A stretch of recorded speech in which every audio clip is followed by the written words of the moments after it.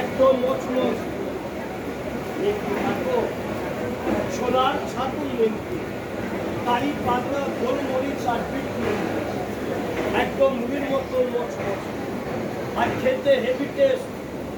Pure গোলমরিচের ঝাল, ছোলার ছাতুর লেমকি একদম মচমচ, পিওর গোলমরিচের ঝাল, ছোলা আর ছাতুর লেমকি, তারা কারি পাতা গোলমরিচ একদম মুড়ির মতো মচমচ আর খেতে হেভি টেস্ট।